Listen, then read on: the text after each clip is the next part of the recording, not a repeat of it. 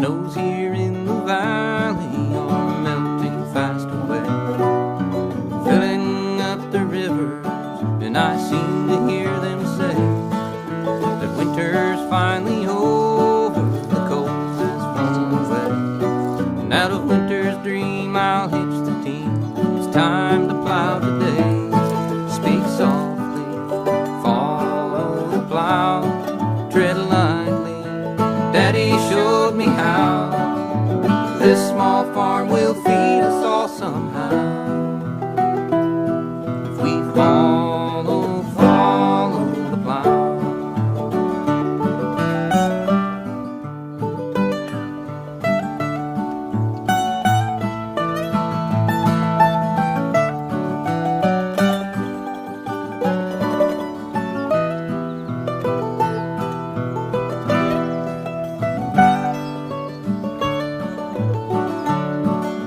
Smell the earth a-turning as we walk along, plowing a straight furrow, both narrow and long.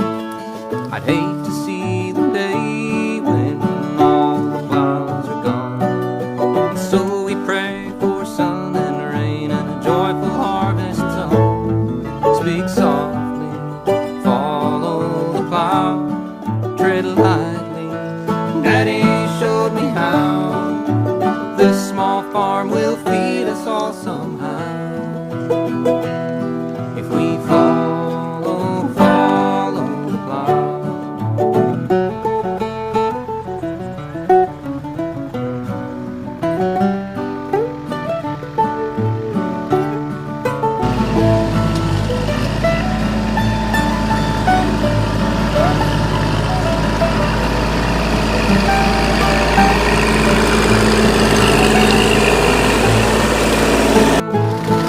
What force is there that leads a man to work on the land?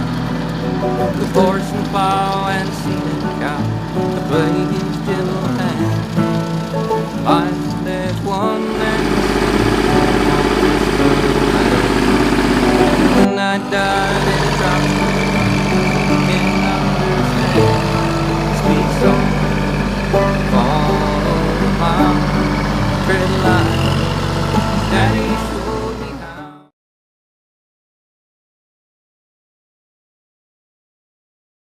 So here we are in Miners Oaks at Steel Acres with Emily Stahlberg.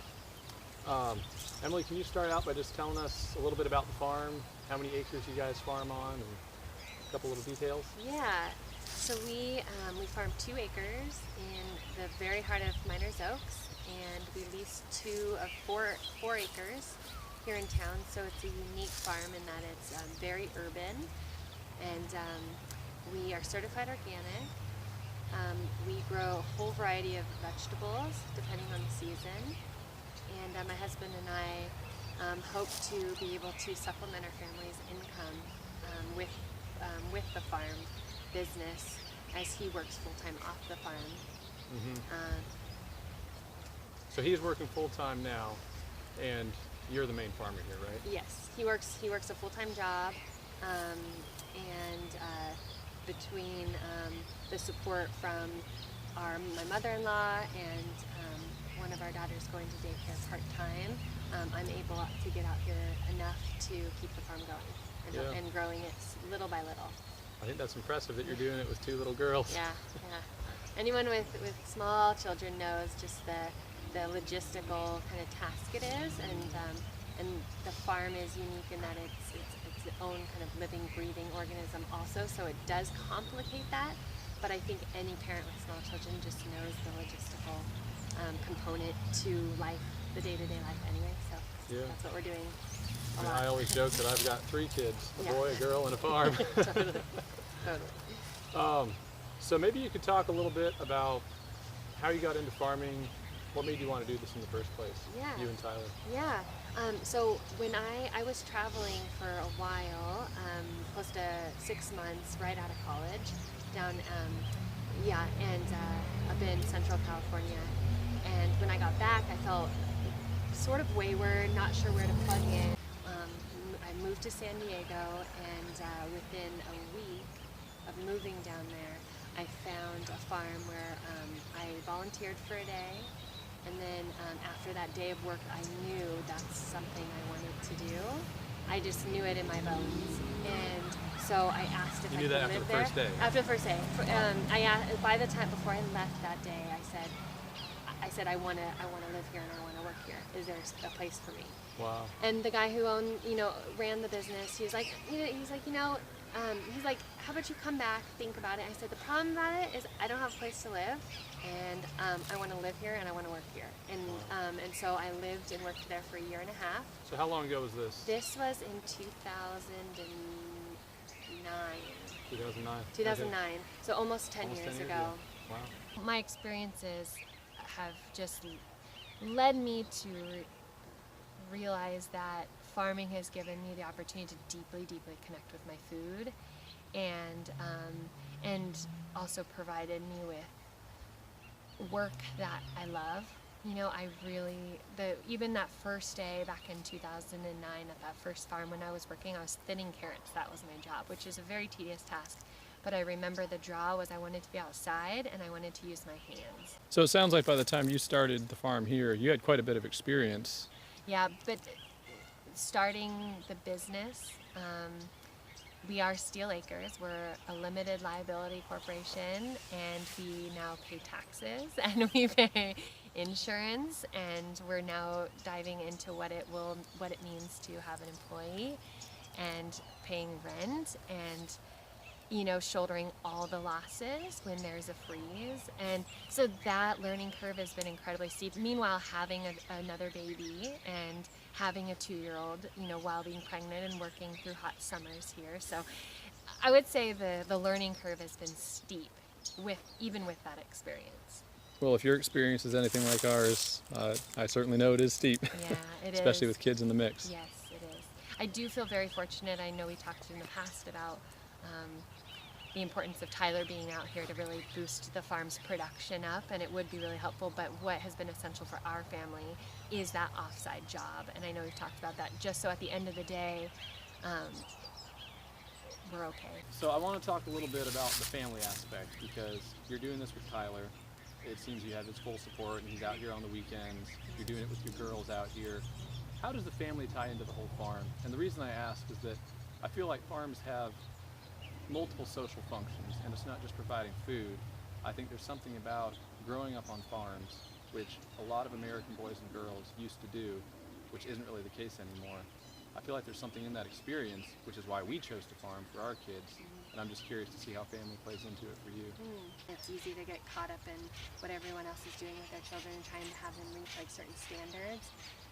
But the farm has taught me that we're only caring and creating parameters for our children so that they can grow up healthy individuals who can make can think critically and can be resilient and hardworking and can also adapt when life throws really gnarly challenges at us.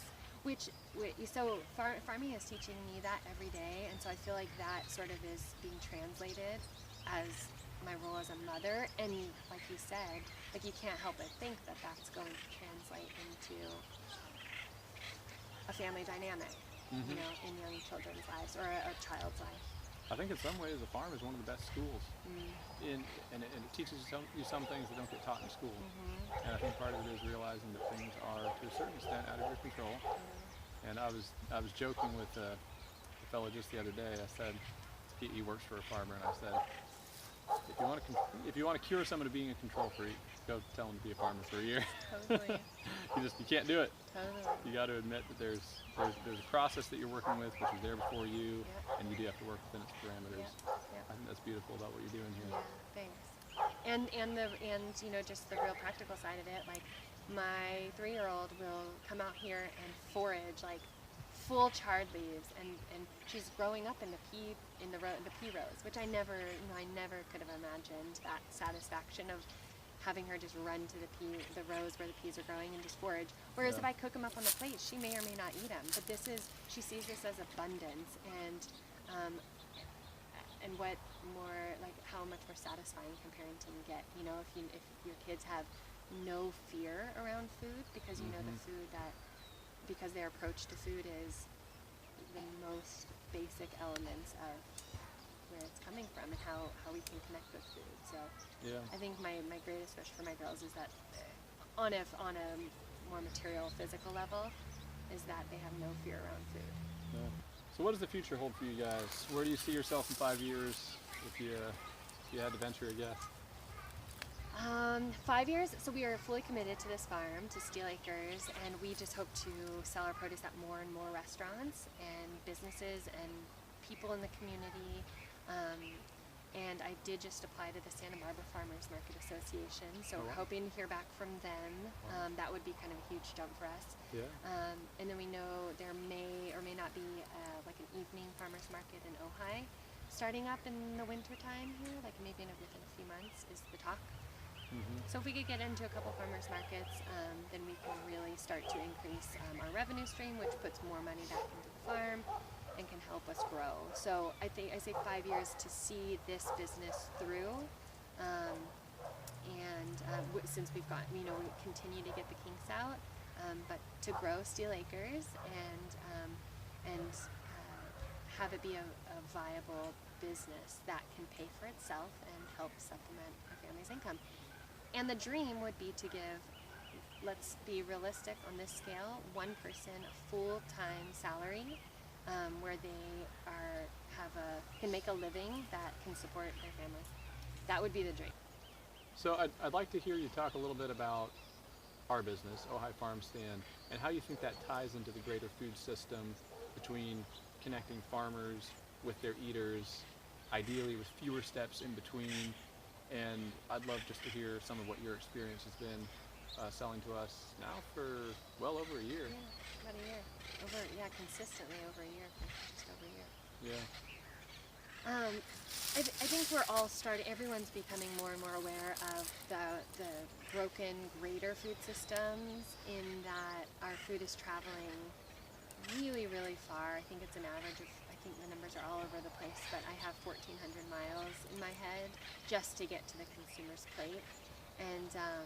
And so a local distributor that is trying to, such as you guys, that are trying to build relationships with the local growers, specifically and prioritizing the local growers, gives farmers like me and other local growers opportunities to really, really start to expand their production and save costs, because Costs such as going to the farmers distribution. market yourself? Yeah, or- my own distribution is probably the biggest. It's a lot of time and energy, and you have to have a vehicle that makes sense, and also all the time to build relationships. You've built relationships with people like the inn, and that. So but I also, the value too is in that you're a reputable. Your reputation is on the line. You have your business is building relationships. Essentially. Essentially. So I'm, the transaction is putting full trust in you to build what is a healthy, positive, sort of outside of the box sort of approach to relationships with purveyors, or with the restaurants and the other businesses. So it gives me confidence. It gives me more confidence to expand outside of my efforts to market my own stuff. And that's a really unique opportunity to have. And also the ability to get on the phone with you on any given week to have the flexibility sometimes and on what is available. You working in your business plan to kind of create that flexibility for local growers, because on the ground that buyers need to be flexible. The best restaurants I work with, they know how to design their menu and be flexible because their priority is to work with local growers. So as a distributor and as a business or as a purveyor and someone, you know, where the quality and the location is some of the most important parameters for you, you have to build flexibility into what you do every week. And so you having that interface with your customer to explain those things is a value to me as a farmer, for sure. And then also on this scale, like, you know, sometimes people think it's sort of cute what we're doing, or it's like romantic, or they love the idea of like a small farm. But if people really understood that the financial burden it also is, and if we don't build loyal, there's an old-fashioned loyalty to it, that if we don't build those loyal sort of like strong relationships with my farm's customers, we may or may not survive. You know, I tell my clients all the time, or my customers all the time, it's not about the volume of food you buy, it's will I hear from you every week? It's a big part of our business plan, so I know what to grow. So I know what to grow, you know, season in and season out, because I know that people are depending on those things. And yes, it's my job to market them and grow them, but having you know, you on that end, the other end, the distribution end, that gives me just more ability. It gives me a greater range of product that I can move consistently. And as I think we get to know each other more and more, we're learning each other's needs more and more. But what other distributor cares about our needs? even you know, I'll say it, even Harvest Santa Barbara, like they do a really good job, you know, driving around to all the little farms, but they could care less what my business needs are, or the future of my planting production plan vision for the farm. You know, there's no conversation. But I think you being on the ground and prioritizing the local growers, you're really getting a pulse and a sense on like what are the farmers' needs and what are the community needs, and you're just, I feel like you're kind of on the front lines for us, because you're seeing what you kind of get. It probably flows all the time, but you're sort of getting this flow of like, what is actually happening in the agricultural scene in Ojai today, because you're talking to so many people. And I think that's really important. And and you're honest. So you know, so you had, I think, just building that trust. You gain a lot of that back information and insight, but you're trustworthy and honest. So there's not like a second thought to like, well, where is this relationship gonna go? Yeah, I like what you said about my job being essentially one of forming relationships, and that is how I see it. I see myself as forming relationships, organizing them, and you know, trying to even out the flow. And we really have to appreciate the amazing customers of Ojai Farm Stand, because without their flexibility, we wouldn't have the flexibility to offer you, the small farmer. You know, when I call you up at the beginning of the week to see what you have is what goes in that store. And what goes in that store, that's what they see. And if you're not growing it, or someone else isn't growing it, they don't get it. And I feel like there's a lot of potential to take the distributor model, which has grown huge and national, and I think we can make it much smaller, and it can function on a community basis with, in our case, we're often the one hinge between you and the eater. And the food doesn't have to change hands multiple times in order to have a very efficient system, which is what we're learning now 5 years into it. And I feel like as we build a network up, we're not only buying from you, we're buying from other growers too. If you don't have something, it's okay, because we've got a lot of other offerings from these other farms. But when you do, and particularly when you have an excess, we're always happy to either run that item through the subscription boxes, give a shout out in the email, or do what we can to make it work for small farms, because my intuition is that a lot of people want to be buying from people like you. I think a lot more people than are going to farmers markets, signing up for CSAs. The whole point behind Ojai Farm Stand was to reach those people who, for whatever reason, can't go to the farmers market, or their schedule they might travel a lot, so they can't do a CSA or something like that. So I feel like you and I really need to express gratitude to them for that flexibility, because Absolutely. ultimately it comes down to what people want to eat and what they want to buy. And if we didn't have our list of customers willing to buy every week, we Absolutely. wouldn't even be here. Absolutely. Yeah, the value that people place on the highest quality food and nutritionally, and the freshness that you and I are striving to produce every day. And the relationship, I feel like, Yeah. they're investing in you, Yeah. and they know that. Yeah. And on the item on the store, the name of the farm shows up underneath the item. Yeah. Unless we're getting it from multiple farms, Yeah. and then we'll highlight one of them or say various growers. Yeah. But wherever possible, we're highlighting where that came from and who it came from. Yeah. Making this video, we're trying to put a face behind it. Yeah. I feel like our food system needs a few more faces in it. Yeah, absolutely, absolutely. And I feel like it's really easy to sort of like talk about restaurants and things that are popular and flashy and fun, and but to recognize, to just continue to connect with your customers, to build that relationship with their farm, because it's a business that needs to survive like any other business, in order to be a place in that community, and that is with the purchase of those farms. Just like wherever your value system is, that should be where your dollar goes. And I feel like you've generated that base of consumers who are thinking about that on a very conscious level. And so, yeah, I appreciate it, because it's essential. We don't have a place here unless people are trying to, eat more locally and support the local families and our community. Yeah, So, absolutely. yeah, Well, Emily, thank you so much Yeah, for sitting down and thanks. chatting with me, and it was fun. we'll be back for more. Okay, very good. Speak softly.